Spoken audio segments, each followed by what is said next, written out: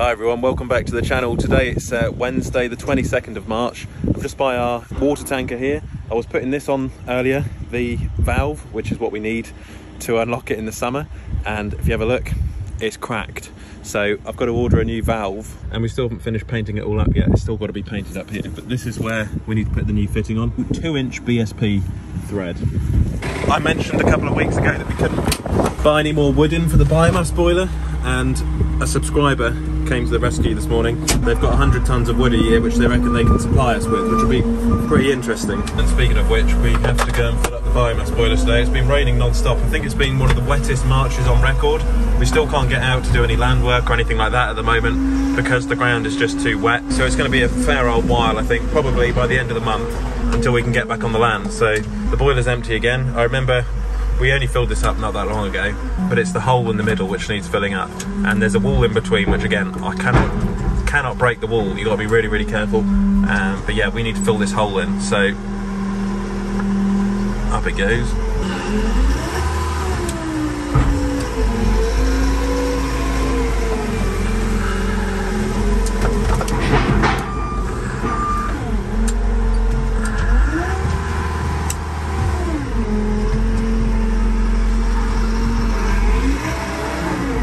Filling up the burner, keeping everyone warm this winter, although we have shut the burner down quite a bit because since we've had the mild weather, probably now using about 8 ton every few weeks rather than 10 or 12, so usage has gone down a lot, which normally happens this time of the year. The burner will gradually start to use a lot less towards the summer, and then it only gets used for hot water really, for showers and baths, that sort of thing. And then when it's winter, it's more central heating, which is what uses most of the wood chip.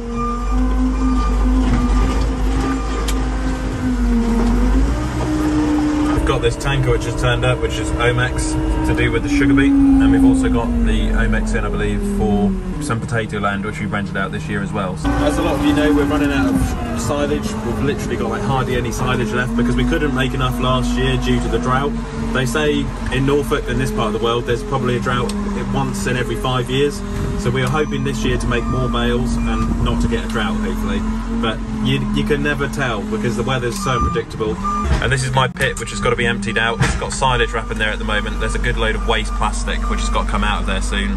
At the moment, you can see I've just loaded up the spreader bale again, and we're going to be using that. At the moment, I've bedded nearly everything up from yesterday, but we'll be using that on an open barn around the back where I've got some store calves which I'm currently fattening. And one good thing about that is it does spread evenly in an open area. I'm taking the net wrap off already for another session with that.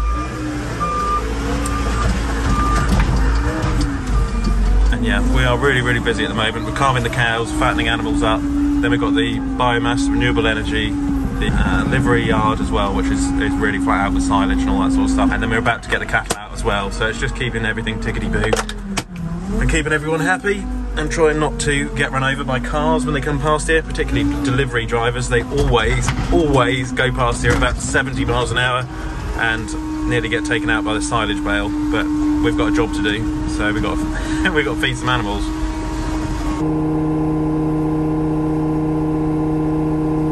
It's another mouldy bale, look. This is one of the bought-in bales. Touch wood, all of our home bales have been pretty good. But yeah, some of these ones we bought in. So yeah, we haven't had to touch wood. Any of the bales I wrapped, they've been pretty good. But bought in bales, this is the trouble. You can't control how many layers of wrap you put on. We always put 6 layers on for our ones at home. On these, I'd say this is probably about 16 rotations, something like that, maybe 2 or 3 layers, which isn't really enough. And it could have been pierced, but I've had a lot of them mouldy like this now, so bit of a shame.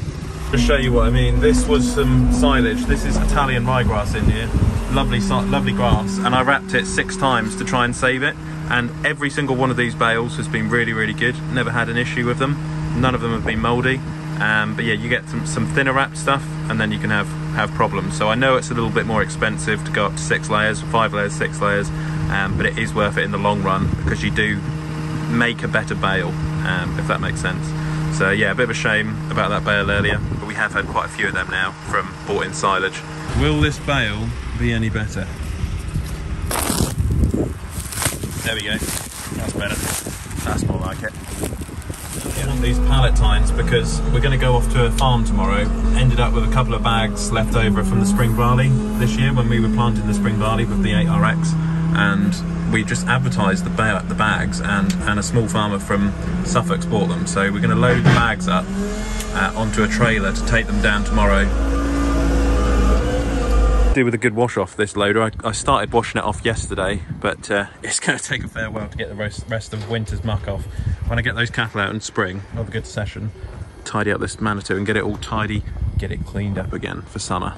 Months back during summer, Dad drove this into a wall, concrete wall.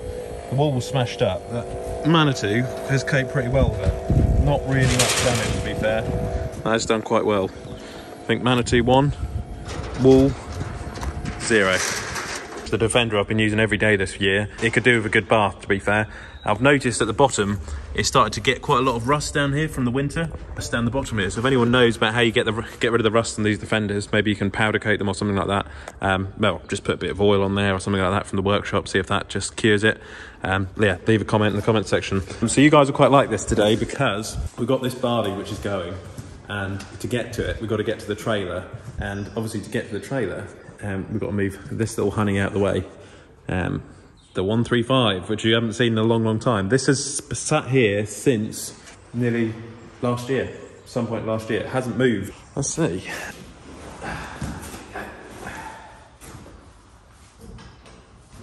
Okay. It's preheated.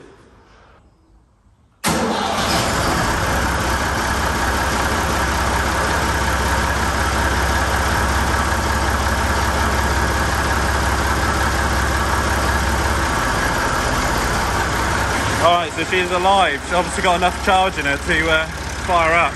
I've got to move the Defender out of the way now to get the 135 out of the way. Lovely little tractor, that one, to be fair. They just, they don't make them like that anymore, you know. So it's a bit of a shame, really. I'll fire up the old Defender.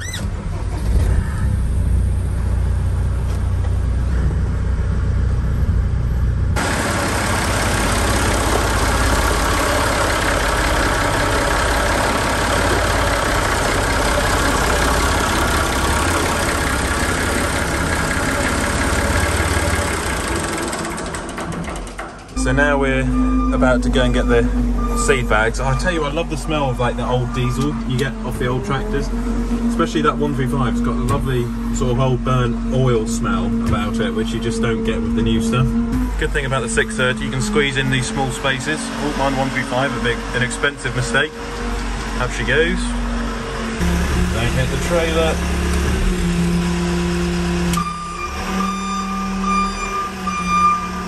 Right, now we've taken the bags out. Taking the bags out to get the trailer out, to move the 135, to then get the Defender out, to then put the Defender on the trailer, to then take the trailer out, and to then get that loaded up with a couple of seeds over there, to then take it to the farmer tomorrow because he doesn't want the seeds there today. He wants the seed tomorrow because he's going to be planting the spring barley. Now, if anyone was wondering why I like the old Defender so much, it's because when I was growing up, my dad used to have the 90s, very similar to this one. We had a TD5, and when I was about 12, my foot could touch the pedals as they are now. I used to back these up all around the yard when I was a youngster, and if I backed the trailer up really well, Dad would get me a Mars bar. And if I backed the trailer up, the Iford Williams, and washed it off after we'd been to the market, Dad would get me a Mars bar. And that's sort of why they've always meant a lot to me, Land Rovers, because it's sort of nostalgic, if you know what I mean. So there's a bit of a connection there, even though they're not the most reliable things at times. So I know other pickups can be more reliable, but there we go. And also, this is one good thing about Defender, you just go back until you hear a bang. No cameras, just... Yeah. Oh, not too bad. Not too bad at all. Right, drop that down. Yes. Come on, baby. Down you go. There we go, that's got it. Could do with a bit of grease on that, to be honest. Alright, bought this trailer in COVID, and you couldn't get them. This is a 14-foot model, twin axle. We did look at a tri-axle, but with the twin axle you get less weight on it, so that means you can carry a little bit more. Mainly bought it for moving machinery around, pallets, things like this today, seed, and then I can also, if I want to, take the 135 around to shows, or to get it repaired, or to get other tractors repaired, go to farm auctions, stuff like that, all that good stuff, and basically try and pick up some good deals. So yeah, and this is the new style, so I need an adapter, and I have got one in the shed. Alright, this is an Olly farm special delivery. Special delivery coming right up. 2 bags of spring barley. Off to supper. This would be an expensive mistake, taking out the Defender with the pallet tines and bag. Go steady, go steady. Drop them down. Drop them down. I keep meaning to get one of those bag lifters. I did see one for sale the other day, a second-hand one, so I might pick one up at some point. They reckon they're better for health and safety. Alright, here we go. Just sort of change them a bit now, put the two bags so the weight's over the axles rather than either end of the trailer, and I think that'll travel a hell of a lot better now. Probably run some straps on there as well. Find out tomorrow when I take this load to the farmer how well this Land Rover tows. It's only got the 2.2 Puma engine, which is out of a Ford Transit van. I towed the 135 home, and someone you haven't seen on the channel a while is Clover. She's getting on now. How old are you now, Clover? You must be, I had you when I was 14, so you're 10, 6, you're 12 years old. And you're a Cocker Spaniel, so she's doing well. And we've got a rescue collie who also lives with Clover. She's out with the sheep at the moment, but I'll show you her as well. So yeah, you've got a friend who's a collie. They're like an old married couple, you and Maze, aren't they? So yeah, she's doing well. All right, so I'm just in the Kale Shed. This is the one we bed up the other day with the spreader bale, and we've only got about 7 more cows to calve. We had a lovely little Aberdeen Angus calf born in the early hours of this morning, and just coming to make sure that it's been mothered up all right. So it's another little bull calf, another one of Hector's. It's a mini Hector. It's a mini Hector. You're very friendly, aren't you? I can see your mother. But yeah, it's doing very well. Very well. Up and about already. That's mothered up well. She's been drunk out. And those Aberdeen Angus calves are brilliant. We wish we had an Aberdeen Angus bull about 20 years ago, because they're so much easier calving. When they do come out, they're up and they're out. They're up and about. They get up and going really quickly. They grow well. And there's a new scheme from ABP for Sainsbury's and Waitrose, I believe. And you can get a premium for the Aberdeen Angus meat, which is really, really good as well. So stay tuned for some upcoming content later on this week. We will be deciding between the Teagle and the spreader bale. They're both really good machines, and they spread straw in their own ways. They do it in completely different ways. Ultimately, they get the same result of bedding the cattle down. It's just how they do it. And then we've got a new tractor coming on demo to try against the John Deere, something a bit cheaper, more affordable, which is supposed to be quite reliable. And then later on, we've got a new buggy coming as well. So with that, thanks for watching. Keep liking, keep subscribing, and I'll catch you on the next one. Click here to subscribe to the channel, and click here to watch another Olly's Farm video.